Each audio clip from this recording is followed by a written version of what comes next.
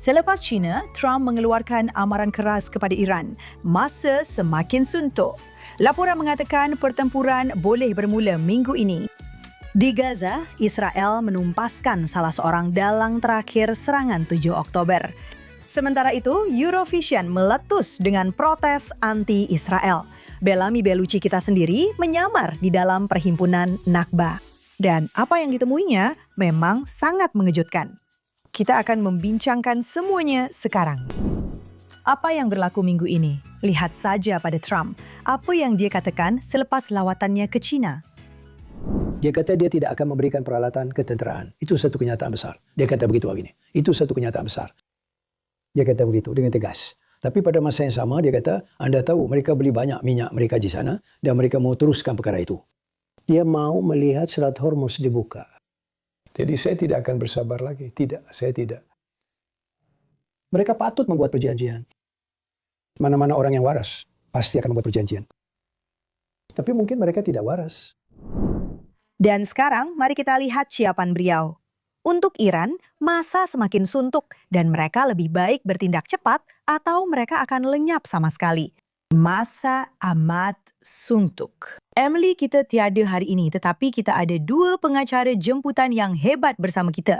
Adi Adil, seorang aktivis yang luar biasa dan rakan kita Raquel Kapatan yang sudah kembali untuk kali ketiga ke rancangan kita. Beliau adalah bekas sarjan dan jurucakap kerajaan. Baiklah semua, kita kembali lagi dan saya rasa kita bercakap tentang perkara ini setiap minggu. Bila ia akan bermula semula? Adakah ia akan bermula semula? Lawatan ke China sangat penting dan ini adalah sesuatu yang saya rasa Trump memang sasarkan. Sekarang dari segi China, mereka berminat dan saya ada sebut perkara ini minggu lepas dalam satu temu bual berita. Mereka berminat dengan Taiwan dan pembuatan chip serta seperti yang anda tahu, pembuatan chip terbaik di dunia dan keseluruhan perang dingin AI. Kita boleh bincangkan semua perkara berkaitan percaturan global itu. Tetapi dari segi Iran, apa yang Trump dedahkan yang kita tidak tahu?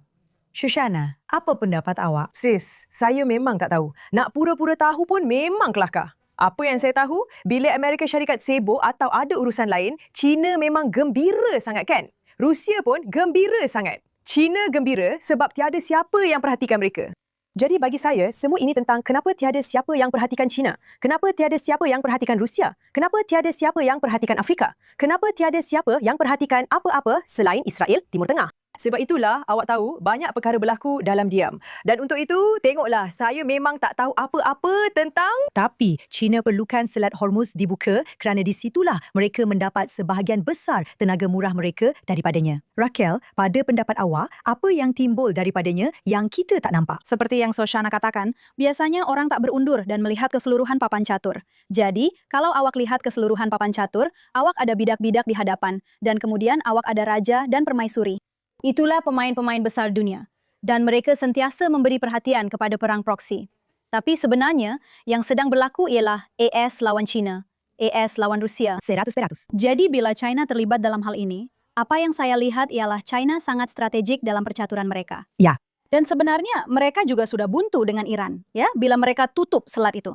Dan mereka macam, apa yang kamu buat? Dan mereka berpikir sendiri, mungkin ini adalah falasi kos tenggelam di sini. Seperti, patutkah kita buang lebih banyak masa cuba melabur untuk menyokong perkara ini? Atau adakah kita sudah benar-benar buntu di sini? Jadi tiba-tiba anda lihat satu kerjasama muncul. Mungkin antara pihak yang biasanya tidak akan bekerjasama. Kerana ada masalah bersama di sini. Bukan sekadar masalah bersama. Saya rasa ada agenda bersama. Kerana China tidak mempunyai sebarang ideologi. China lebih kepada pengembangan ekonomi. Itulah fokus mereka. Mereka hanya mementingkan wang. Mereka tidak peduli. Mereka tidak datang untuk menyelamatkan Iran.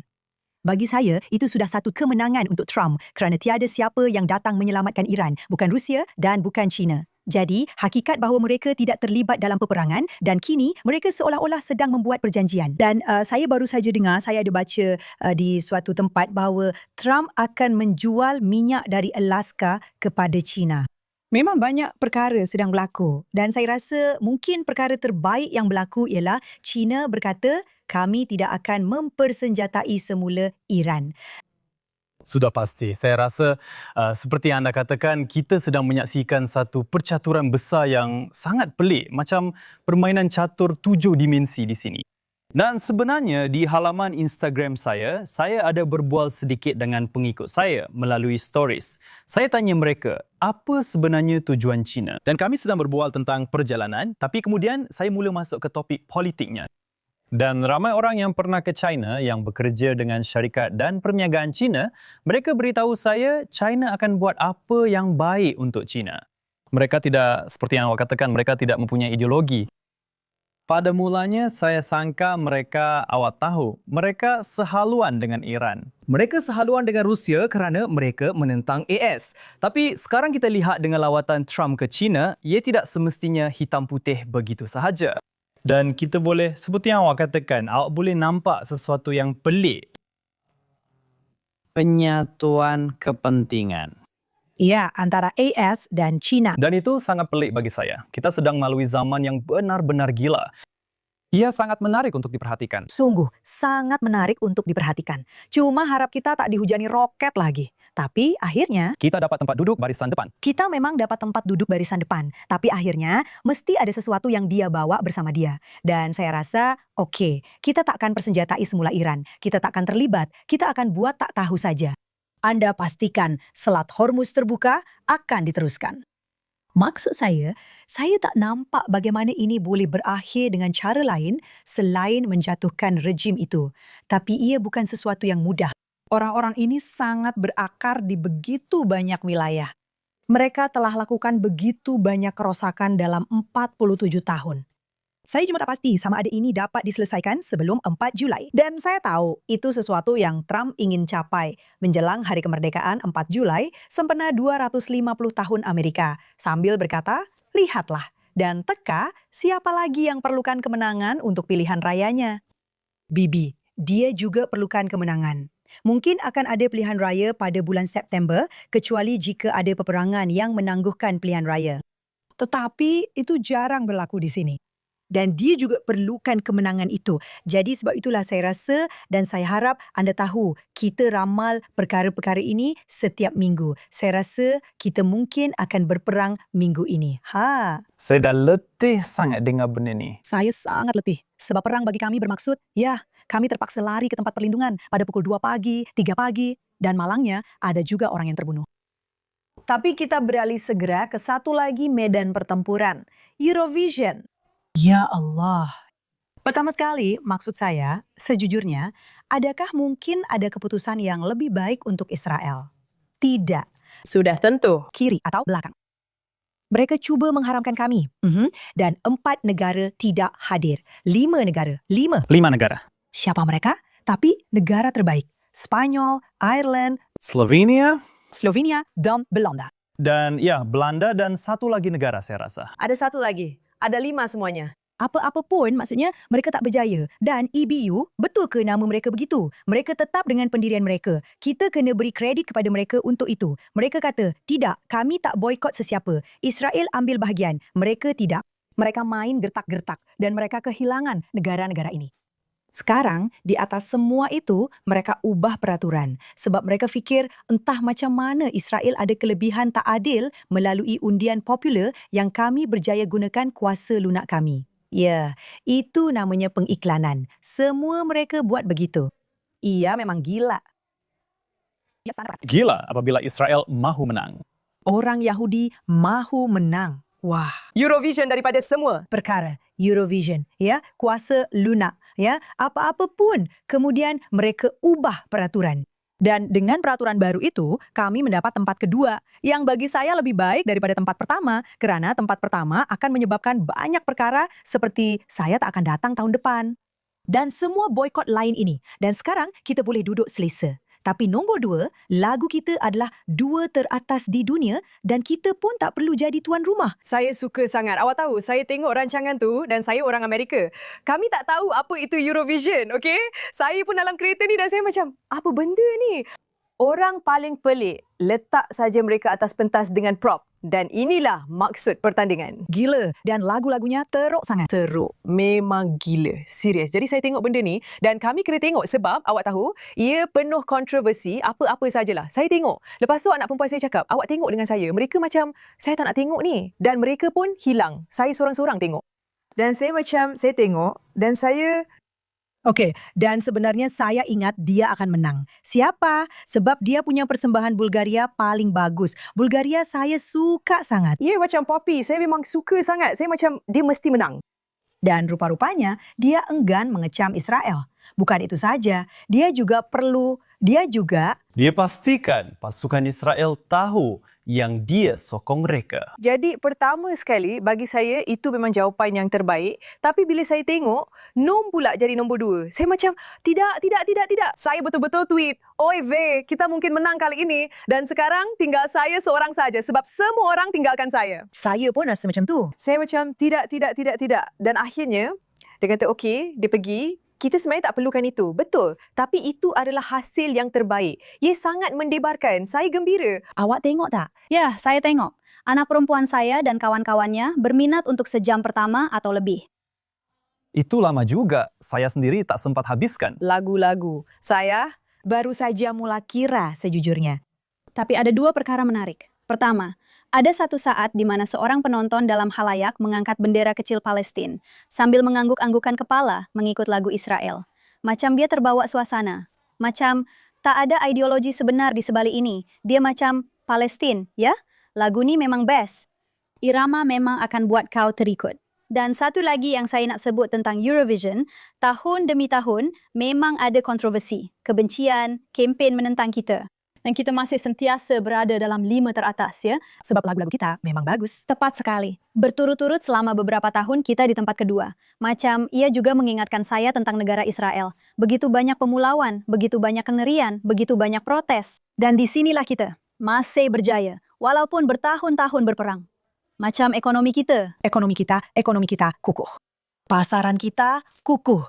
Tengok saja shekel. Memang gila apa yang sedang berlaku sekarang. Awak ingat mereka akan belajar, kan? Awak ingat mereka akan belajar, tapi tidak. mereka tak belajar pun. Tapi apa yang saya rasa sangat menarik ialah orang ramai tak faham. Macam kalau awak buka threads, yang mana sekarang ni saya pun tak pasti. Saya tak ada di situ. Saya tak nak pun. Kalau awak buka itu, Awak mesti tertanya-tanya, macam mana Israel yang tak popular langsung boleh dapat undi popular yang begitu banyak? Dan jawapan-jawapannya memang menarik. Betul. Dan saya rasa saya pernah petik, itu sebabnya kami bunuh Jesus. Dan dari situ semuanya bermula. Tapi orang lain pula kata, mungkin mereka taklah setidak popular macam awak. Tepat sekali. Hakikatnya, apa yang awak nampak, orang yang paling lantang bukan semestinya wakil sebenar. Jadi memang menarik untuk diperhatikan. Dan memang kami berusaha untuknya. Kami ambil berat tentang perkara ini. Entah kenapa, kami sayang awak. Saya pun tak tahu. Sebab kami sedar awak tahu betapa ramai orang beri perhatian padanya dan betapa orang boleh awak tahu kami boleh kenakan mereka. tapi juga saya rasa lagu-lagu kami memang bagus sejujurnya. Kami memang bagus. Dan awak tahu apa yang saya suka? Saya rasa ia sangat bagus sebab 2 tahun lepas, tahun pertama sudah tentu ia adalah tahun yang paling menyakitkan dengan Oktober, dengan lagu October Rain yang sebenarnya maksud saya mereka suruh kami tukar lagu itu sebab ia terlalu berunsur politik. Asalnya ia dipanggil October Rain. October Rain. Kemudian mereka tukar kepada Hurricane. Ya, Hurricane. Betul. October Rain jadi Hurricane sebab Oktober dianggap terlalu berunsur politik. Lagu yang sangat indah. Kami semua menangis. Tahun lepas, seorang mangsa terselamat, Nova, lagu yang sangat menakjubkan, sungguh menakjubkan. Dia yang menulis lagu ini.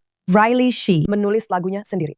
Ya. Jadi bukan sahaja dia mendapat tempat kedua tahun lepas, tetapi juga lagunya yang dia tulis sendiri sangat sesuai dengan tempat itu. Persembahan dia memang menakjubkan. Ia sangat indah. Maksud saya menangis. Dan tahun ini, macam kita dah hampir keluar daripada trauma itu. Dan kita ada lagu yang lebih rancak dan ceria yang mungkin boleh ditafsirkan dalam pelbagai cara tentang Michelle meninggalkan lelaki itu. Entahlah. Saya sangat suka evolusi beberapa tahun kebelakangan ini, walaupun awas orang yang berwawasan. Perkara terakhir yang saya ingin katakan tentang Eurovision juga ialah, sebagai seseorang yang datang dari dunia komunikasi dan PR, tak ada publicity yang buruk kerana mereka lakukan semua ini. Dan apa pendapat awak tentang kesannya? Memberikan tumpuan kepada artis Israel dan membantu menyerlahkan siapa dirinya dan bakatnya. Banyak liputan di BBC dan Sky News mengenai penyertaan Israel ya. Dan kemudian mereka bertemu dengan lelaki ini. Dan wanita BBC itu mula menyoal dia dengan soalan-soalan yang sangat sukar.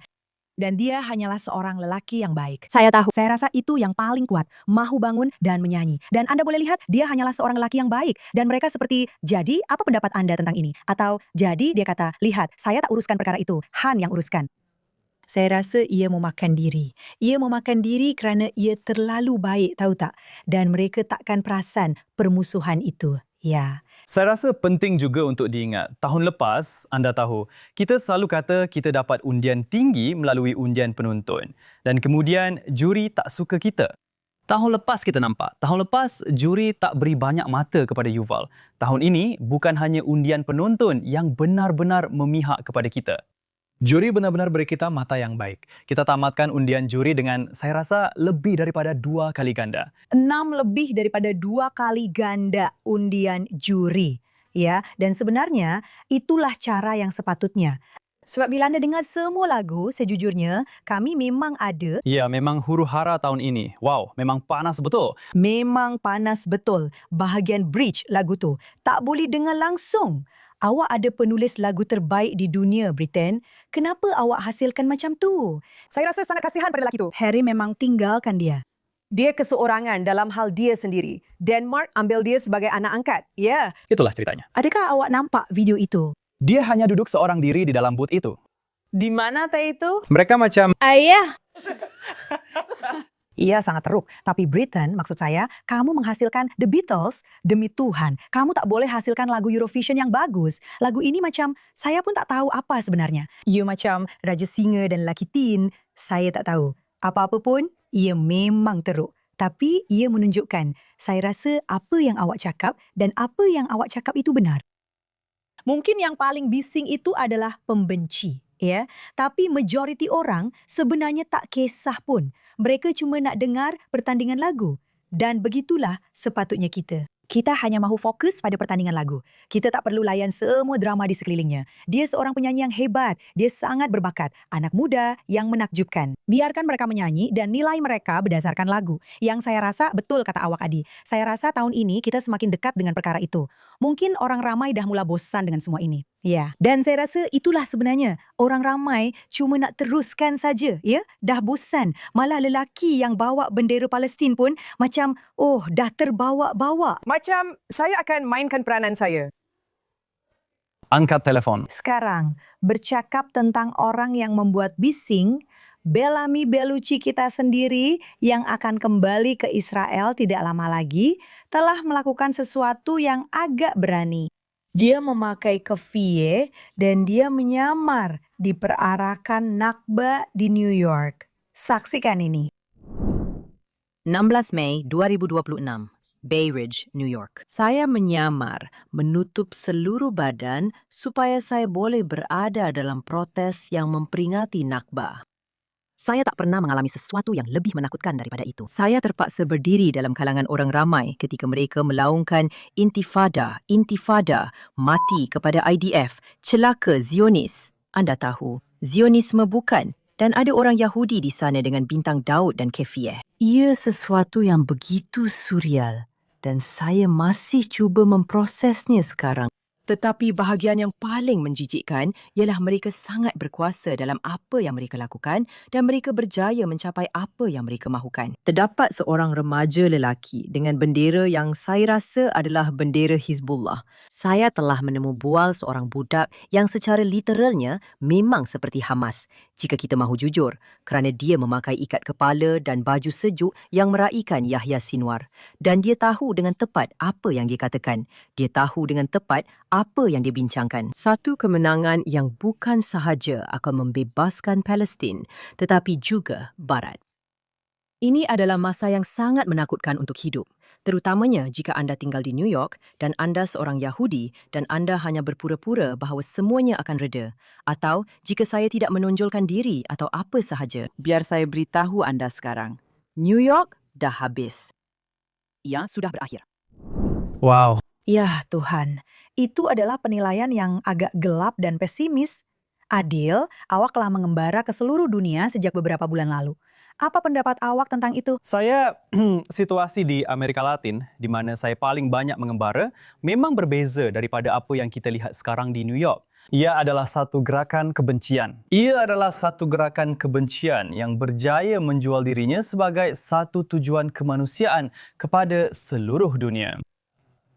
Sama seperti yang dia gambarkan, anda tahu, apa yang kita lihat dalam perhimpunan-perhimpunan ini, ia bukanlah seruan untuk keamanan. Seruan untuk, anda tahu, perpaduan. Anda fikir ia untuk keamanan walaupun. Tidak, kita sudah jauh melepasi itu. Ya, ia adalah bendera Hizbullah. Ia adalah bendera Hamas. Dan juga keseluruhan naratif ini tentang, anda tahu, perarakan Nakba. Apa itu Nakba? Apa sebenarnya yang mereka peringati? Nakba dalam bahasa Arab bermaksud malapetaka. Ya. Apa yang kami anggap sebagai malapetaka kami, Holocaust, Anda tahu. Apabila kami memperingatinya, Anda akan lihat ia adalah upacara berjaga malam. Ia adalah, Anda tahu, berkumpul sebagai satu komuniti, bercakap tentang bagaimana kita tidak boleh membiarkan kemanusiaan sampai ke tahap ini lagi. Apa yang mereka laungkan di perhimpunan ini langsung bukan itu. Ia sebenarnya sebaliknya. Ia menyeru kepada pembunuhan beramai-ramai orang Yahudi. Itulah yang mereka anggap sebagai malapetaka mereka. Pembunuhan beramai-ramai yang gagal. Terhadap orang Yahudi, tepat sekali. Itulah sebenarnya maksudnya. Bagi mereka yang tidak tahu, mereka sebenarnya meratapi karena tidak melakukan pembunuhan beramai-ramai orang Yahudi kali kedua dalam beberapa tahun selepas Holocaust. Itulah ratapan mereka. Kita tidak membunuh semua orang Yahudi dan mereka berjaya menubuhkan sebuah negara. Dan mereka begitu, Anda tahu, terus terang mengenainya. Saya tak faham bagaimana orang boleh terpedaya dengan itu. Bagaimana orang tak nampak muslihat itu. Kerana mereka sangat bijak dalam cara mereka menjualnya dan mereka memang sedang menjualnya. Saya duduk berbual dengan seseorang yang sangat berpengetahuan semalam dan dia kata pada dasarnya mereka menarik perhatian orang yang kekurangan rasa memiliki komuniti harga diri. Ia adalah generasi muda. Seseorang untuk dibenci, Kambing hitam, sesuatu untuk dipersalahkan, sesuatu untuk dijadikan alasan. Sebab mengapa dunia, orang bila anda melihat dunia dan anda nampak ada perkara yang perlu diperbaiki, anda ada pilihan, betul? Anda sama ada bekerja keras dan mencari satu perjuangan yang anda boleh abdikan diri anda kepadanya. Saya sendiri pernah lakukan ini. Siapa saya? Apa peranan kecil saya dalam membaiki dunia ini? Atau anda duduk diam dan berkata, semuanya jadi teruk sebab mereka. Dan kemudian, anda tak perlu buat apa-apa selain menjerit tentang orang itu, betul? Jadi, itu sangat malas. Ia malas, ia bangkrut dari segi intelektual dan ia hanya menjadikan sangat mudah untuk jadi popular, menyalahkan orang lain dan langsung tidak mengambil tanggungjawab. Maksud saya, sangat mudah untuk faham kenapa mereka buat begitu. Tiada tanggungjawab langsung adalah sangat penting di sini. Kerana dalam protes-protes ini, seperti yang dikatakan oleh Bell dan Bellamy, mereka sangat berani pada ketika ini. Mereka hanya bawa bendera, bawa memorabilia keganasan. Apa yang mereka tidak lakukan ialah menceritakan keseluruhan kisah. Nakba berlaku kerana peperangan yang mereka mulakan. ya, Jadi, bagaimana kamu boleh meratapi? Setiap perkara. tepat sekali. Kamu tahu perang yang kamu mulakan? Tepat sekali. Kamu meratapi kerana kalah perang yang kamu mulakan. Dan saya pula patut rasa simpati tentang itu. Saya memang tak faham. Mereka tak menceritakan keseluruhan kisah di sini. Mereka memang tak boleh. Tepat sekali. Kerana kalau mereka ceritakan semuanya, mereka tak akan dapat sokongan. Jadi mereka pilih dan ambil bahagian tertentu sahaja. Lihatlah, orang memang dipindahkan akibat perang sepanjang sejarah. Itu bukan kali pertama. Itu bukan kali terakhir. Ia juga takkan jadi kali terakhir. Tidak.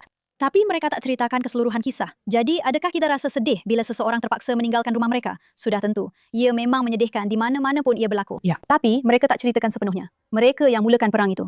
Anda tak boleh meratapi kekalahan dalam perang yang anda sendiri mulakan. Tepat sekali. Tapi itulah yang mereka lakukan sepanjang sejarah. Sebenarnya, mereka mahu kita lupa yang mereka asyik mulakan perang, kemudian kalah. Dan entah bagaimana, tanah yang kita takluki secara sah dalam perang yang kita tak mulakan, di tempat lain pula dianggap sah. Sebab sepatutnya ada akibat bila mulakan perang dan kalah. Itulah kehidupan.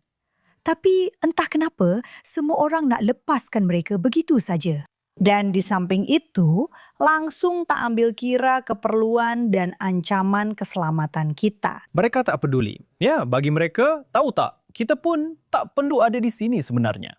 Dan walaupun mereka akui bahawa Hamas yang mulakan, sebenarnya kepimpinan Palestin, kepimpinan Arab pada tahun 1948 yang mulakan perang itu. Mereka kata, tapi apa pilihan yang mereka ada? Pilihan apa lagi yang mereka ada, betul? Sudah tentu, masih agak begitu. Mereka cuba kepada komuniti Arab yang tinggal di sini dan menjalani kehidupan yang baik. Jadi itulah, mereka ada pilihan dan mereka buat pilihan yang betul. Kamu pula buat pilihan yang salah. Kamu pilih pihak yang salah. Itulah yang Nas Daily lakukan. Saya tak pasti kalau awak pernah tengok dia. Saya pernah tengok Nas Daily. Dia sedang berdepan dengan begitu banyak perkara sekarang. Sudah tentulah. Dia telah tampil menyokong kita. Saya tak pernah sangka dia akan buat begitu. Jadi dia ambil, saya rasa ia adalah Mandani New York. Tweet Mandani bercakap tentang Nakba. Sedang membual seorang warga New York yang melalui Nakba, tapi sebenarnya tidak. Tapi tak kisahlah. Kemudian dia datang dan berkata, okey, saya akan mengganggu naratif ini. Ia seperti orang-orang tua di kampung saya. Dia seorang Arab Israel. Orang-orang tua di kampung saya berkata, pergi. Ya, pergi. Dan sekarang kita bercakap tentang bagaimana mereka dihalau keluar. Dia macam, ini, anda tahu, ini sebenarnya satu hantaran yang hebat. Dan dia menerima banyak kecaman kerana itu sebab mereka, anda tahu, semua orang memanggilnya apa? Collaborator atau perkara seperti itu kerana akhirnya dia berkata, saya minta maaf. Ya, saya seorang Palestin dan saya orang Israel. Dan ini adalah kebenaran. Dan apa yang dia sebenarnya katakan ialah, cukuplah dengan mentaliti mangsa itu. Berapa lama lagi anda mahu jadi mangsa? Macam, teruskan hidup anda, bergerak ke hadapan. Ya, anda tidak akan dapat mengubah sejarah. Itulah yang orang Palestin dan perjuangan mereka sangat bertekad untuk memutar balik sejarah. Sejarah tidak akan berpatah balik. Perkara bergerak ke hadapan. Tetapi dengan Nasir, dia bukan sahaja dia berpihak kepada kita. Dia berpihak kepada kebenaran. Ini hanyalah kebenaran tentang apa yang berlaku. Tepat sekali. Semasa saya membesar, ayah saya mempunyai seorang kawan baik yang juga pemandunya. Dan dia adalah seorang Arab Israel dari Bandar Lama. Dan dia memberitahu kami bahawa pada masa itu, dia sudah tiada sekarang. Tetapi ketika itu, semasa saya masih kecil, dia sudah agak tua. Dan dia memberitahu kami, ya, pemimpin mereka menyuruh mereka pergi. Dan ada yang tidak pergi. Dia kata, ibu bapa saya memiliki sebuah kafe kecil. Kami tanya, kenapa kami perlu pergi? Kami hanya tutup kedai dan tunggu sehingga keadaan reda. Yosef Kadash pun kata perkara yang sama. Mereka disuruh pergi. Tetapi keluarganya masih ada tanah kerana dia tidak pergi. Ya, walaupun kalau anda lihat pada perhimpunan-perhimpunan ini, mereka suka menyenaraikan semua kampung yang telah mengalami pembersihan etnik oleh Zionis. Jika anda melihat kampung-kampung ini dan benar-benar menyelidikinya, anda boleh lihat kampung-kampung yang bersebelahan antara satu sama lain. Okay? Sebagai contoh, Deir Yassin, yang mana jika anda tahu keseluruhan naratifnya, mereka ada kisah penuh tentang pembunuhan beramai-ramai di Deir Yassin. Apa yang kita tahu dari sejarah, mereka ada militan Arab Syria yang bersembunyi di kampung ini. Dan mereka bukan sahaja berdepan dengan militia Yahudi, tetapi juga benar-benar menembak kereta di Lebuh Raya 1. Okey, dan kemudian betul-betul di hadapan Deir Yassin ialah Abu Ghosh. Dan Abu Ghosh Hingga ke hari ini adalah salah satu yang paling berkembang, yang paling maju dan mesra. Ia sentiasa begitu. Yahudi, Israel, Arab, semua orang pergi ke sana untuk makan humus. Semua orang mesra di sana. Tepat sekali. Ya. Kami cakap betul-betul apa yang kamu tahu. Kebenaran ada di sana. Ya, semua berita ada di sana. Tapi Tapi mereka buat propaganda daripada pembohongan macam yang Nazi lakukan. Dan itulah yang kita terpaksa telan.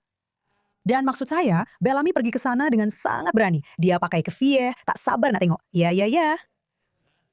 Untuk menyamar. Saya pasti dia akan tunjuk rakaman tak lama lagi. Tapi sebelum kita pergi ke segmen kegemaran kita, penyangak minggu ini, saya cuma nak bawa anda sekejap ke Gaza. Sebab mungkin orang ramai akhirnya sedar bahawa tidak, Hamas tidak akan melucutkan senjata mereka sendiri. Kill surprise, mereka tidak melucutkan senjata sendiri kerana mereka tidak boleh, mereka memang tiada niat untuk menghentikan pengganas kerana kala jengking tidak boleh berhenti menjadi kala jengking. Mereka memang tak boleh. Dan sekarang kita ada Huckabee bercakap tentang hakikat bahawa mungkin Israel terpaksa masuk. Siapa yang sebenarnya akan melucutkan senjata? Saya tak tahu. Mungkin akhirnya satu-satunya pihak yang sanggup melakukannya adalah IDF. Jika itu berlaku, satu perkara yang saya harap, doakan, dan tegaskan mesti turut disertakan ialah bahwa dunia tidak boleh mengecam Israel kerana melakukan apa yang mereka sendiri tidak berani lakukan, yaitu menumbangkan Hamas. Jadi jika Israel akhirnya menjadi satu-satunya pihak yang sanggup melakukan apa yang semua orang setuju mesti berlaku demi masa depan Gaza, saya hanya berharap dunia akan berterima kasih kepada Israel dan bukannya mengecam mereka. Ariel, awak pernah jadi askar. Apa situasinya di sini? ya, jadi seperti yang awak katakan, adakah kita terkejut? Tidak. Kita langsung tak terkejut. Kita dah cakap dari awal lagi bila mereka mula bercakap tentang mungkin kita akan hantar tentera Indonesia, Emirat Arab Bersatu, Arab Saudi dan Azerbaijan ke Gaza dan mereka akan melucutkan senjatanya. Tolonglah. Siapa yang nak berurusan dengan Hamas? Siapa yang nak? Tak ada siapa pun yang nak berurusan dengan mereka. Kita tiada pilihan. Tepat sekali. Kita saja yang bukan sahaja mampu, tapi benar-benar sanggup melakukannya. Saya tak pasti kalau kita sanggup. Ia adalah perkara besar, anda tahu. Pokoknya kita memang perlu lakukannya. Sangat besar, tapi kita faham yang kita perlu lakukannya. Tiada pilihan lain. Hamas tidak akan menyerahkan senjata secara sukarela. Ayah, kita sedang bercakap tentang manusia. Kita sedang bercakap tentang satu gerakan yang pada artikel pertama dalam piagamnya menyatakan pemusnahan Israel. Ya, Hari kiamat tidak akan tiba sehingga orang Islam memerangi orang Yahudi dan membunuh kesemua mereka dan juga pokok-pokok serta batu-batu. di sini, di tempat lain juga, di mana-mana pun. Awak bekas sarjan, awak dalam pasukan simpanan. Apa pendapat awak? Menariknya, saya pernah berkhidmat semasa pengunduran. Wah, Jadi bagi saya, semuanya kembali kepada asal. wah. Dan maksud saya, seperti yang awak katakan, adakah sesiapa fikir mereka boleh mengendalikan Hamas selain IDF? Seperti apa yang kita bincangkan ini? Saya rasa begitu, tapi ia memang membimbangkan. Sebab kalau kita betul-betul lakukan ini, maksud saya, kita dah banyak buat. Mereka dah tak ada roket macam dulu. Dan juga, kita sedang melihat satu jenis gencatan senjata yang baru. Kita sedang melihat gencatan senjata yang baik untuk rakyat. Maksudnya orang awam di pihak kita, di mana-mana pihak, Lebanon dan sebagainya. Tapi Israel masih lagi melakukan serangan yang disasarkan. Ya, kami membunuh. Baru. Ya, Salah satu daripada saya lupa nama dia. ketua tentara. Ya, ada. Orang lama terakhir sebenarnya. Pengganti kepada Abang Sinwa pada dasarnya. Tepat sekali. Jadi kita sedang melihat satu jenis gencatan senjata yang baru, di mana secara umumnya ia masih berkuat kuasa dan baik untuk kehidupan orang awam. Tetapi kita masih masuk dan melakukan serangan yang disasarkan supaya perkara ini tidak berulang pada masa hadapan. Saya rasa tiada siapa selain IDF yang boleh melakukannya. Tetapi, saya cuma tidak tahu bagaimana sebenarnya rupa perkara itu dan berapa banyak nyawa yang akan terkorban. Dan itulah yang merisaukan saya. Sudah tentu, memang betul. Kerana mereka lebih terkurung. Yang bermaksud, rakyat juga lebih terkurung. Dan itu satu masalah. Kerana kita, berbeza dengan apa yang mereka katakan tentang kita, tidak mensasarkan orang awam. Atau kami lakukan segala yang kami mampu untuk mengelakkan daripada mensasarkan orang awam. Baik. Baiklah, berkaitan dengan itu. Dan kita sudah lalui banyak perkara. Wah, China, China, Gaza, Eurovision. Itu macam planet lain. Baiklah. Dan sekarang untuk segmen kegemaran kami, Penjahat Minggu ini, Adiel. Ini kali pertama Anda untuk segmen Penjahat Minggu ini. Bagaimana perasaan Anda? Sangat teruja untuk itu. Segmen kegemaran saya dalam rancangan ini. Jadi, calon penjahat minggu ini saya, atau mungkin beberapa calon sekaligus, ialah semua peminat Eurovision anti-Israel di TikTok. Setiap tahun mereka muncul dan mula dengan macam-macam teori konspirasi tentang bagaimana Israel menipu undian dan sebagainya. Tapi yang paling saya suka mereka kata ialah tahun lepas mereka kata Austria selamatkan kami. Sekarang mereka kata Bulgaria selamatkan kami. Dan saya macam, selamatkan kamu dari apa? Dari apa? Saya juga bawa satu contoh supaya kamu boleh tunjukkan.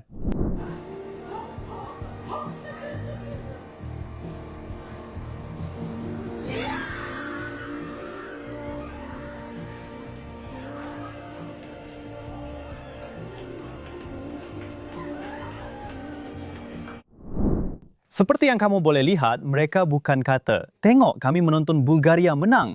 Apa yang mereka tulis ialah, tengok kami bereaksi terhadap kekalahan Israel.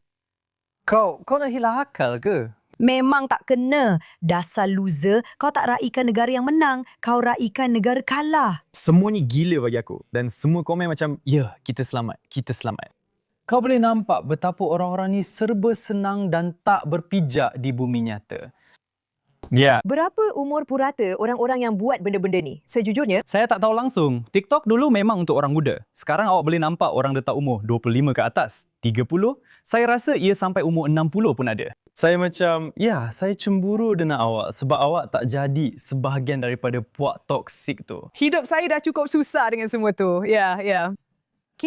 Awak boleh hadapinya. Jadi ya, inilah puak sampah yang saya maksudkan. Carilah benda lain yang nak dibuat korang. Berpijaklah di bumi nyata. Kami, kau tahu, kami gembira. Macam kau cakap, kami gembira dapat tempat kedua. Kami tak perlukan tempat pertama. Dan sekarang kami teruskan hidup. Memang itu perangai awak. Sebab kami teruskan hidup dan mereka yang kalah ni tetap terperangkap sebab mereka memang kalah. Itu memang hebat. Jyoti, terima kasih kerana jadi wartawan TikTok kami. Ya, dan menyelamatkan kami daripada rasa sakit hati kerana terpaksa turut serta. Ya Allah. Shoshana, siapa pakar Anda? Hai bajingan adalah ulangan. Saya ulangi, bajingan. The New York Times yang tidak pernah melepaskan peluang untuk memburukkan Israel dan tidak bercakap tentang apa yang sebenarnya berlaku di sini dengan jujur. Jadi mereka keluarkan fitnah rogol anjing yang akan kita bincangkan nanti. Dan mereka tidak bercakap tentang keganasan seksual sebenar oleh Hamas bukan sahaja terhadap rakyat Israel tetapi juga terhadap rakyat Palestin. Wanita-wanita di Gaza sedang dieksploitasi, sedangkan apa yang mereka mahukan hanyalah makanan. Mereka hanya mahu menjaga anak-anak mereka. Mereka mahu menjaga anak-anak mereka, tetapi mereka diperkosa dan dianiaya secara seksual hanya untuk menjaga anak-anak mereka. Dan The New York Times, sekarang awak tiada apa-apa untuk dikatakan. Dan kemudian mereka mula masuk pula dengan semua cerita Eurovision ini. Dan saya tidak pasti sama ada ia di muka depan kerana saya tidak membaca The New York Times, tetapi saya ada nampak di X, di Twitter, bahawa mereka seperti, saya lupa bagaimana mereka menyatakannya. Kuasa lembut Israel, Eurovision, penipuan dalam seperti, ada satu konsep dalam agama Yahudi bahawa anda mempunyai jumlah perkataan tertentu dalam hidup anda dan anda tidak sepatutnya membazirkannya. Dan saya rasa seperti The New York Times telah membazirkan kata-kata semua orang dengan mencetak sampah di merata-rata tempat. Idea bahawa anda mengambil masa anda dan menggaitkan nama anda dengan dakwaan bahawa kami telah membeli Eurovision. Memang tak ada kerja lain. Ia bukan hanya di TikTok sebenarnya. Orang-orang ini yang kalah juga ada dalam The New York Times. Mereka sangat cemburu. Mereka langsung tidak faham tentang kehidupan, dunia dan apa yang penting. Dan daripada bercakap tentang orang sebenar yang sedang menderita, anda sibuk bercerita tentang undian Eurovision. Anda sendiri pun tak tengok Eurovision demi Tuhan. Anda berada di Amerika. Iya, saya benci mereka. Dan mereka menuduh kita melakukan apa yang setiap negara lain pun buat. Itu macam mengatakan Israel sedang buat kempen pelancongan. Ya Tuhan, beraninya kamu. Tidak, betul. Itu sama saja. Apa yang mereka buat? Jumlah kata-kata yang mereka hamburkan tentang Israel dan orang Yahudi memang tak boleh dipercayai. 20 tahun lalu, kalau awak cakap macam ni, Tiada siapa akan percaya. Ini memang, ya, Goebbels. Dan saya teruskan rancangan saya untuk buat propaganda antisemitik ala Joseph Goebbels. Hadiah, kita akan lakukan itu tidak lama lagi. Oke? Raquel, siapa sih pendamping kamu? Jadi, Pilihan saya untuk si tak guna minggu ini juga tinggal di New York. Ialah Mamdani, Datuk Bandar New York sekarang. Juga, ulang berulang, juga Lagu Taubat ya. Dan sebab saya pilih dia minggu ini adalah kerana ada beberapa perkara yang sangat mengaruh. Pertama sekali, masa dia bertanding, saya terfikir tak mungkin sesiapa yang waras akan undi lelaki ini. Nampaknya, sebahagian besar penduduk New York mungkin tak berfikiran waras. Ya, jadi dia pun terpilih. Dan saya terfikir kadang-kadang masa pilihan raya, saya bukan asing dengan kempen pilihan raya. Mereka cakap macam-macam, mereka buat macam-macam. Lepas tu bila dah berkuasa, baru sedar, saya kena, tahu tak? jadi orang yang, ya, Tepat sekali. tunjukkan pada dia. Jika boleh. Saya perlu memperbaiki hubungan, awak tahu, membina jambatan. Saya perlu memperbaiki keadaan, tapi dia buat sebaliknya. Ya.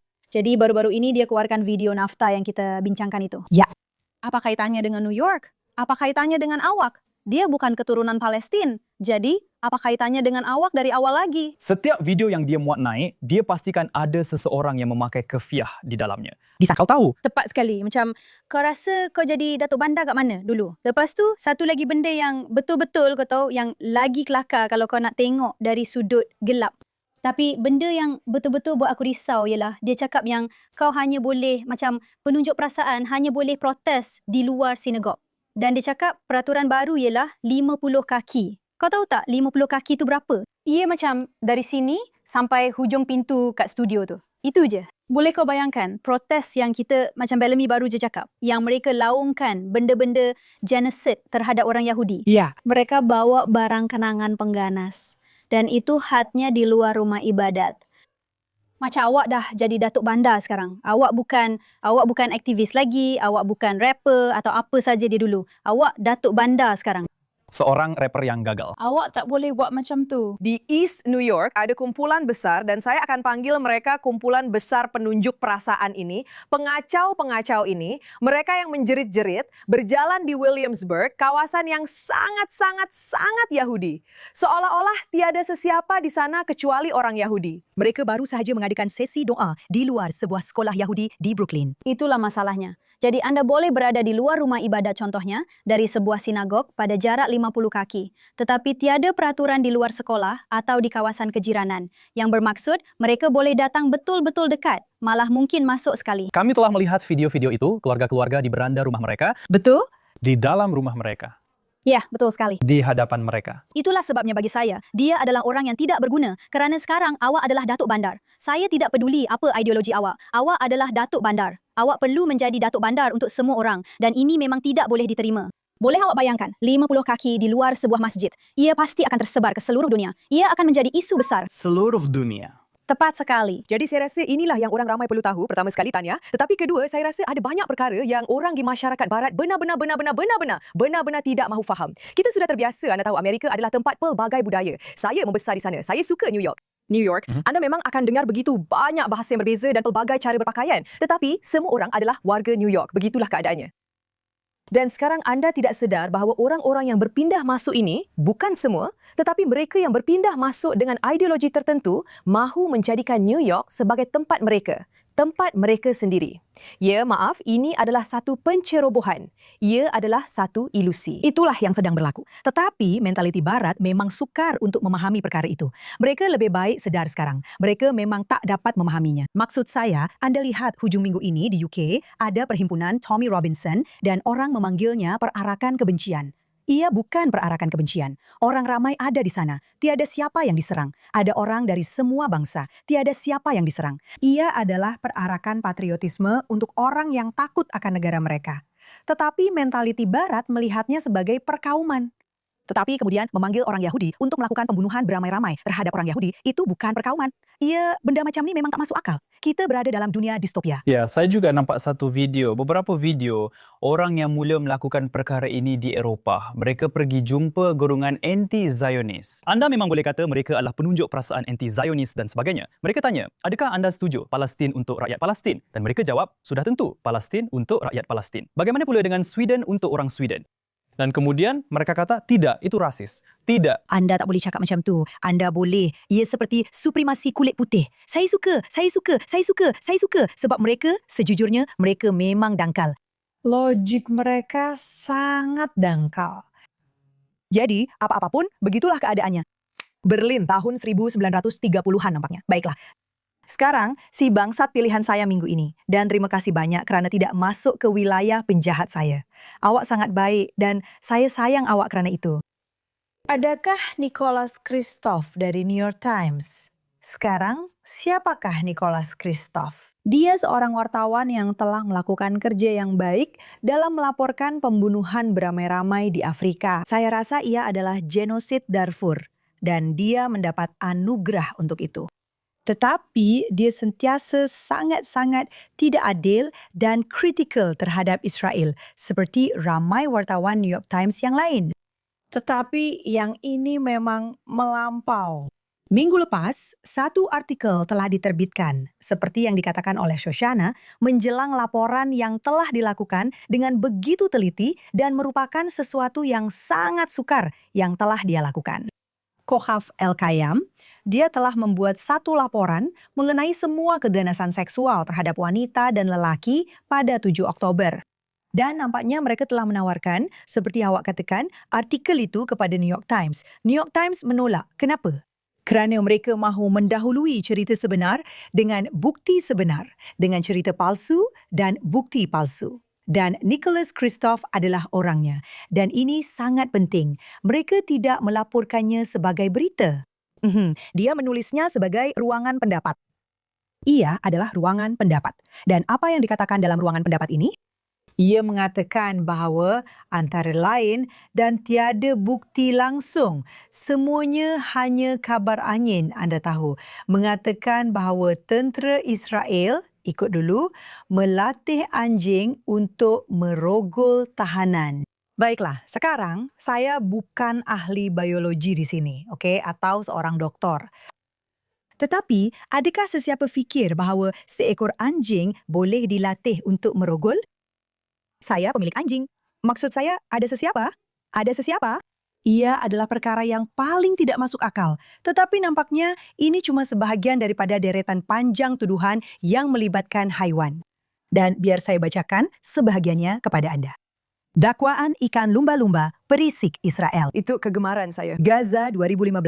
Sumber yang berkaitan dengan Hamas mendakwa mereka telah menangkap seekor ikan lumba-lumba yang dilengkapi dengan peralatan pengawasan yang kononnya dihantar oleh Israel untuk mengintip kemudahan tentera Laut Gaza. Baiklah.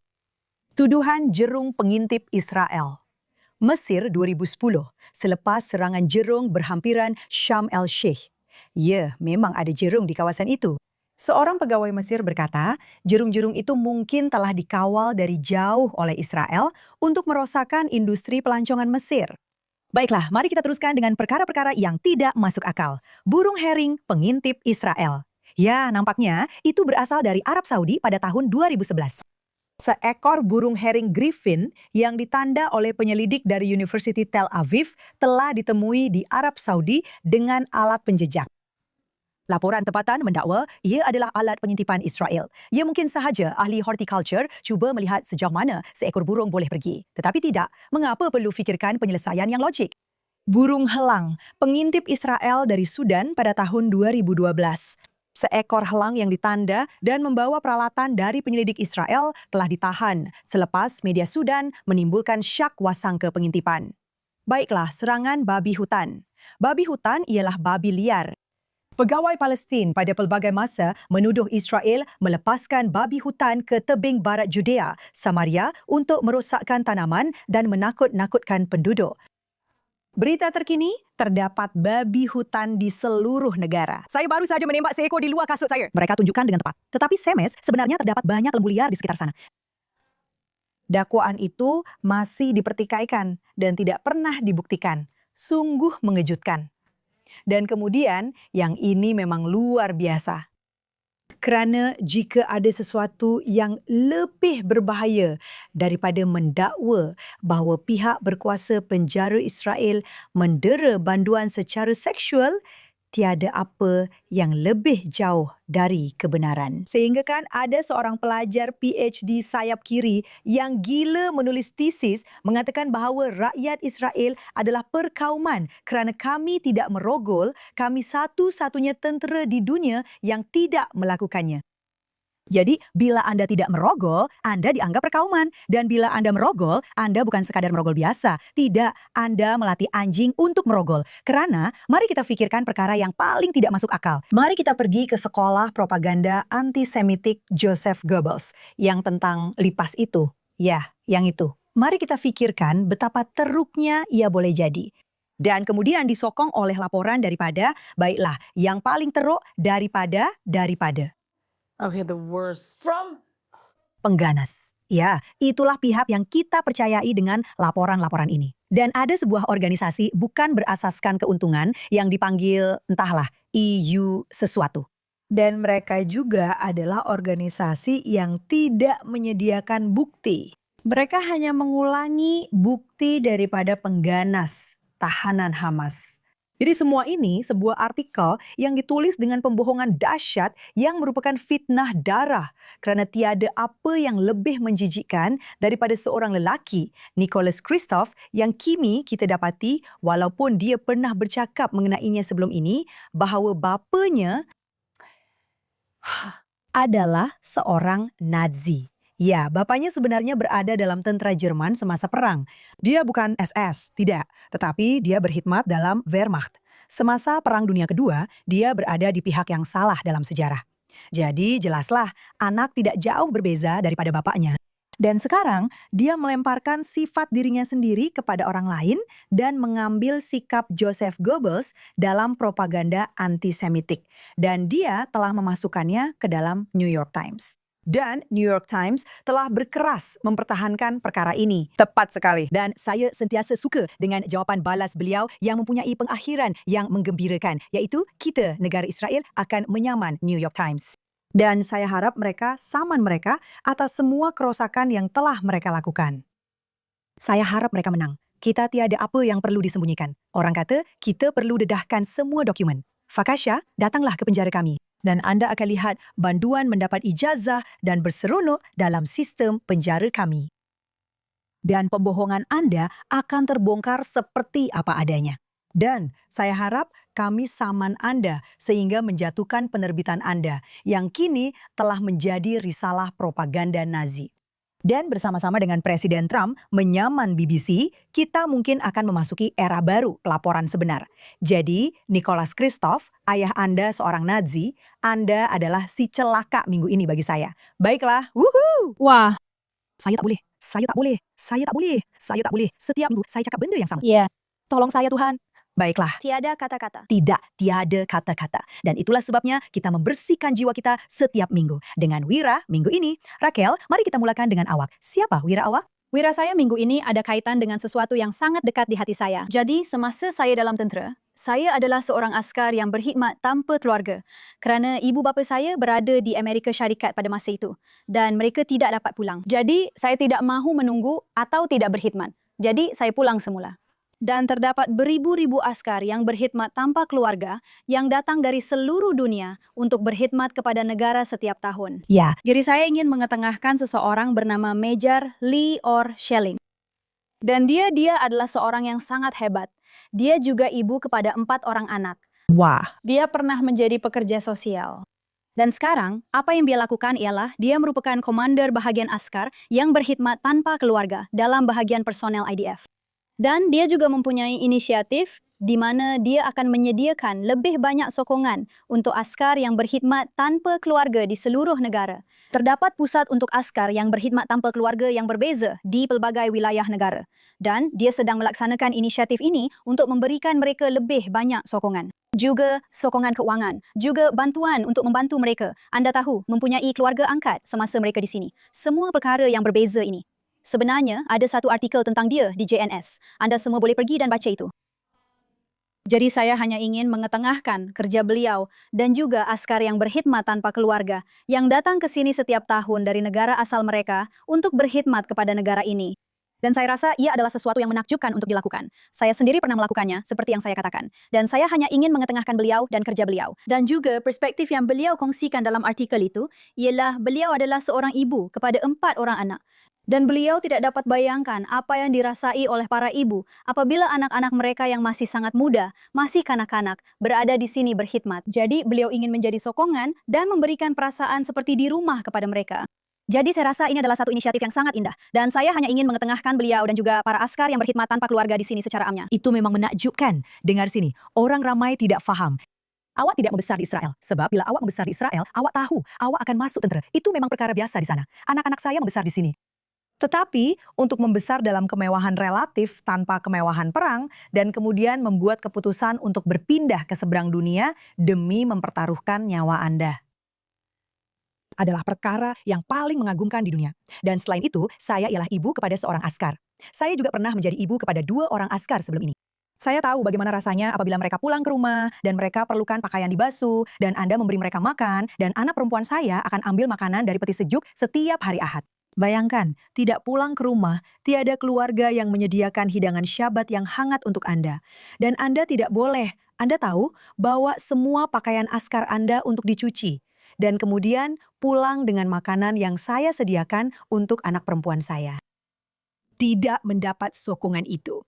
Ia sangat penting apa yang dilakukan oleh orang seperti Wira yang Anda bawa kepada kami ini. Dan untuk mempunyai keberanian, untuk terus bertahan, untuk berada di sini seorang diri. Ya, Kami kehilangan beberapa askar yang berkhidmat tanpa keluarga di sini, Anda tahu, dalam peperangan beberapa tahun kebelakangan ini. Jadi ya, itulah Wira saya untuk peperangan itu. itu memang indah. Sangat cantik. Wira yang sangat hebat. Sosyana, siapa Wira awak?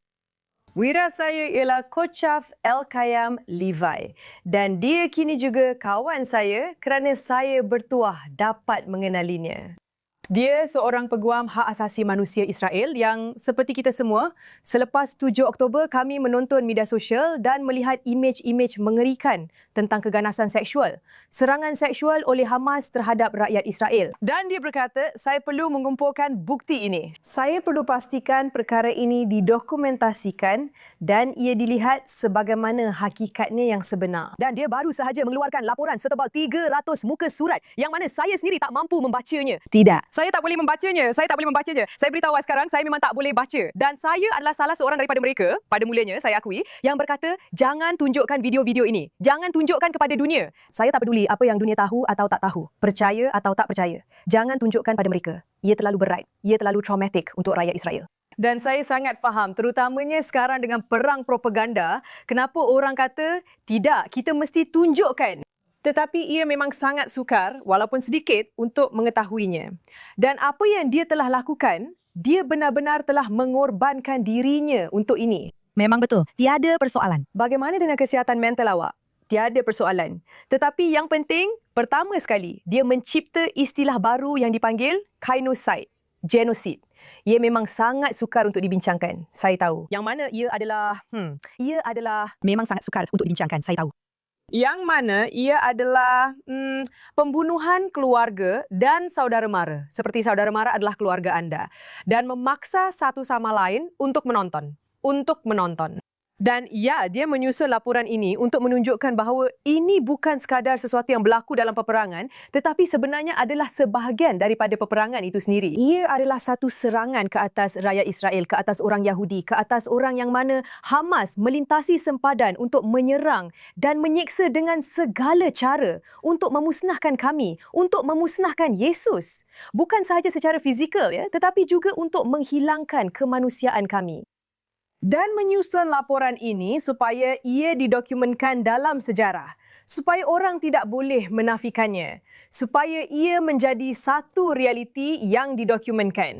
Dan ia hanya membuatkan New York Times semakin keji kerana mereka tidak menyiarkannya. Ya, Bukan itu saja, lelaki ini dapat ruangan pendapat dengan sumber yang paling bodoh, paling dungu dan bermasalah mental. ya, Sumber-sumber. ya. Dan Kogam, itu mengambil masa bertahun-tahun untuk didokumentasikan. Kerana kita semua tahu bahawa melainkan kita ada gambar dan video, dunia akan kata ia tidak berlaku. Dia mengambil masa bertahun-tahun. Dan orang-orang yang berkata, percayalah semua wanita. Dan orang-orang yang membongkar kisah tentang Weinstein, mereka tidak ada apa-apa untuk dikatakan. Tiada apa. Tiada apa-apa untuk dikatakan. Tidak. Jadi, Koja ialah wira saya kerana bukan sahaja dia melakukannya, tetapi dia juga perlu berhadapan dengan dunia yang menafikannya. Ya. Kami sebenarnya memberikan beliau Women of Iron Award pada bulan November, saya rasa ia adalah pada bulan Disember. Dan pada masa itu pun, beliau memang layak menerimanya. Dan sekarang, lebih-lebih lagi dengan apa yang beliau telah lakukan. Dan Kehaf, anda adalah wira kami. Dunia perlu tahu apa yang telah berlaku. Dan saya berterima kasih kepada anda dari lubuk hati saya kerana memastikan kisah-kisah mereka ini tidak pernah dilupakan. Amin. Dia seorang wanita yang kuat. Ya. Dia telah muncul di media bercakap tentang kisah-kisah ini. Dan sekali lagi, seperti yang awak katakan, dia telah mengorbankan dirinya. Dan dia memang layak menerima Women of Iron Award yang awak berikan kepadanya, Shoshana. Dan dia seorang wira yang hebat. Adil, siapa wira awak? Saya tahu kami semua dah bosan dengar tentang Eurovision awak, tapi saya janji itu saja. Lepas ini, habis. Dan saya pun sebenarnya tak begitu minat Eurovision awak, cuma sebab ia jadi isu besar. Ya. Jadi, saya pun terlibat sama. Tapi, hero saya minggu ini, nama dia Ivo Herzl. Dia seorang aktivis Zionis Austria yang bukan Yahudi, Ivo Herzl, yang menganjurkan perhimpunan pro-Israel di tengah-tengah semua perhimpunan pro-Palestin dan anti-Israel yang berlangsung di seluruh Vienna. Dia membawa orang dari pelbagai latar belakang. Apa yang kita lihat dalam perhimpunan ini ialah bendera Israel, bendera Austria dan bendera Free Iran. Dan bahkan ada bendera Lebanon di sana. Yang saya tertanya-tanya, saya agak ingin bertanya kepadanya siapa yang berada di sebalik itu. Kerana kita mendengar beberapa suara yang menarik dari Lebanon baru-baru ini. Tapi lelaki ini benar-benar berjaya. Bukan hanya kerana Eurovision, malah sebelum itu lagi sangat aktif dan lantang menyokong Israel.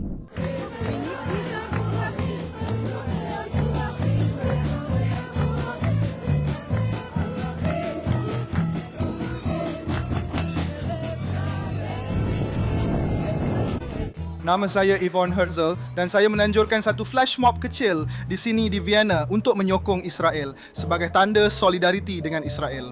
Saya sendiri bukan Yahudi. Saya dari Austria dan kami mengumpulkan ramai orang bukan Yahudi dan Yahudi serta orang dari seluruh dunia untuk menyatakan solidariti kami dengan Israel dan menghantar mesej bahawa Eurovision sentiasa mengenai keterangkuman dan kami tidak akan membiarkan semangat pengecualian merosakkan perkara ini.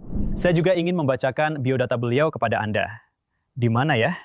Di mana agaknya ini? Dia ada kaitan dengan beliau. Iya, Ya, saya ada. Ia menarik kerana saya tidak pasti sama ada itu nama Yahudi. Herzl.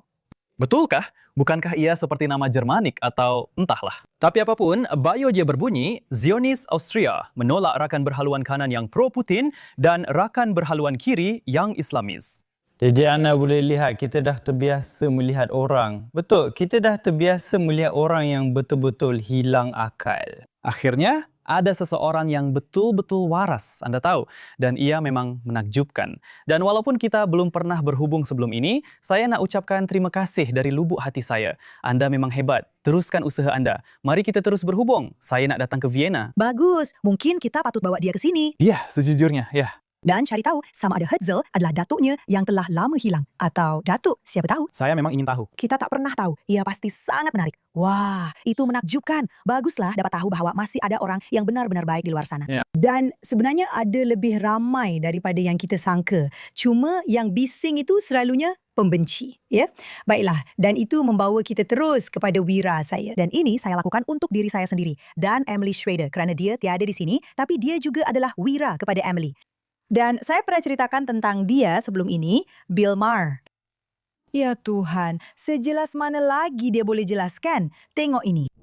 Dan akhirnya, peraturan baru sejak semalam adalah Hari Jadi Israel yang menjadi sebuah negara pada 14 Mei 78 tahun lalu. Semua orang mesti sama, ada mengucapkan selamat hari jadi kepadanya atau mengaku mereka antisemit. Sekarang adalah hak semua orang dalam negara bebas untuk menjadi antisemit. Tetapi cukuplah bersembunyi di sebalik Israel atau Zionisme atau Netanyahu. Jika Anda fikir, seperti ramai orang sekarang, bahwa apabila berkaitan dengan hak asasi manusia, Israel adalah negara paling zalim sepanjang zaman, Anda sama ada tidak membaca atau Anda tidak peduli tentang hipokrasi diri sendiri. Kerana ada begitu banyak tempat yang lebih teruk. Tetapi itulah keadaan kita sekarang. Tiada Yahudi, tiada berita. Orang kata golongan kiri dan kanan tidak boleh bersetuju tentang apa-apa pun sekarang. Sebenarnya, ada satu perkara yang mereka setuju. Penyokong kanan Tucker Carlson menjemput Nick Fuentes dan penafi Holocaust ke dalam podcastnya dan bersama-sama mereka mempersoalkan siapa sebenarnya yang jahat dalam Perang Dunia II. Dan New York Times menjemput Hassan Piker yang sangat kiri ke dalam podcast mereka yang mereka gelar sebagai pemikir progresif dan yang menyebut Zionis. Harus dilayan sama seperti Nazi yang saya anggap bermaksud digantung di Nuremberg. Itukah maksud progresif sekarang? Saya rasa begitu. Dan Demokrat, di manakah kamu? Jika mana-mana kumpulan minoriti lain diperkatakan sebegini, kamu semua akan pakai kain kente dan adakan 10 konsert amal. Tetapi kerana kamu lihat ramai penundi kamu yang telah dicuci otak oleh TikTok kini mempunyai pandangan negatif terhadap Israel, kamu melayan mereka sedangkan kamu sepatutnya membetulkan mereka. Kamu tidak memberitahu golongan woke kamu bahawa Israel bukan penjajah atau negara apartheid atau melakukan pembunuhan beramai-ramai. Dan jika kamu semua terpaksa menghabiskan seminggu di mana-mana tempat di Timur Tengah selain Israel, kamu akan faham apa yang bukan liberalisme. Biar saya katakan ini kepada semua yang bertanya kepada saya, kenapa saya lebih keras terhadap Demokrat berbanding dahulu? Sehingga kamu selesaikan isu ini sepenuhnya, jangan tanya saya lagi. Maksud saya, Ya, begitu jelas dari segi moral. kejelasan moral. Demokrat adalah partinya, dan dia mengkritik mereka seperti yang sepatutnya. Seperti setiap Demokrat yang baik patut lakukan. Kerana mereka tidak melakukan apa-apa tentang antisemitisme. Antisemitisme yang semakin melampau sekarang. Dan dia betul, tepat seperti apa yang awak katakan, apa yang Evo katakan. Ini dan ini, kedua-duanya bersetuju tentang satu perkara. Ia dipanggil teori tapal kuda. Jadi, Bill Maher, saya tak dapat ungkapkan dengan lebih baik daripada apa yang awak telah lakukan. Tepat seperti apa yang awak baru saja katakan, tapi awak memang wira kami. Kami perlukan lebih banyak suara seperti awak. Kami kagumi awak. Dan saya secara rasmi bagi pihak platform ini menjemput awak ke Israel kerana awak layak untuk menikmati seminggu di spa Israel yang indah. Apa-apa pun. Tapi dia memang betul-betul menekankan perkara itu. Macam dia betul-betul tunjukkan dengan jelas. Macam Tepat sekali. kamu memanjakan mereka bukannya membetulkan mereka. Dan saya rasa itulah yang saya lihat dengan ibu bapa zaman sekarang, perkara yang sama. Macam, okey sayang, itu saja. Kamu rasa itu sangat hebat dan menakjubkan dan sebagainya. Tapi tidak. Anak-anak kamu, konstituen kamu, orang yang belajar daripada kamu, mereka perlukan batasan. Mereka perlukan kebenaran. Mereka perlu memahami yang mana betul dan yang mana salah. Dan Demokrat pula macam tak kisahlah, semua orang boleh pilih kebenaran sendiri. Sebab itulah mereka jadi huru-hara. Sebab itulah yang buat mereka terpilih sekarang ini. Tapi Shoshana betul, ada sesuatu yang sangat korup tentang cara kepimpinan hari ini. Tak ada kepimpinan sebenar. Kepimpinan bukanlah mari kita buat tinjauan, tengok semua orang di mana. Lepas tu saya akan cakap ayat itu. Kepimpinan ialah inilah yang sepatutnya berlaku. Bila anda seorang pemimpin, anda bawa visi anda bawa ideologi anda bawa hala tuju anda ke hadapan, anda tak semak tinjauan pendapat. Dan memang ada kekurangan kepimpinan. Ya, itulah masalahnya, 100%.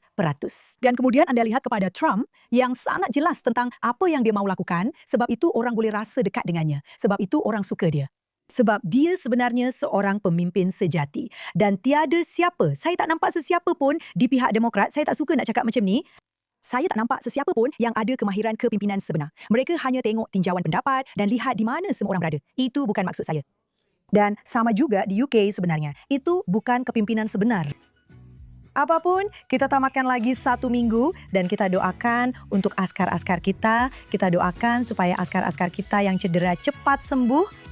Kita berdoa agar semua orang di rantau ini dilindungi. Kita berdoa untuk hari baru tanpa rejim Islamis beracun di Iran, supaya rakyat Iran boleh bebas.